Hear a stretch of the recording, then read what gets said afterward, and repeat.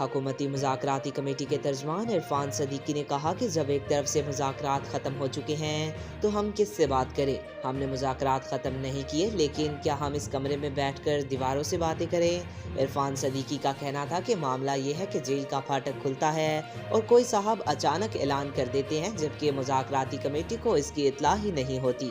مذاکرات کے سارے عمل کی بھاگ دوڑ ایک شخص کے ہاتھ میں ہے اور ان کے انداز سے افہام و تفہیم کا مظاہرہ نظر نہیں آتا۔ انہوں نے کہا کہ پی ٹی آئی کو سمجھنا چاہیے کہ یہ بچوں کا کھیل نہیں ہے۔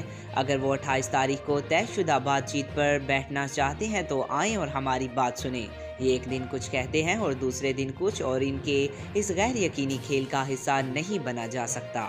عرفان صدیقی نے کہا کہ بیرسٹر گوہر اس کمیٹی کے رکن نہیں ہیں، انہیں اپنی کمیٹی سے کہنا چاہیے کہ جو وعدہ کیا تھا اس کے مطابق اجلاس میں شرکت کریں۔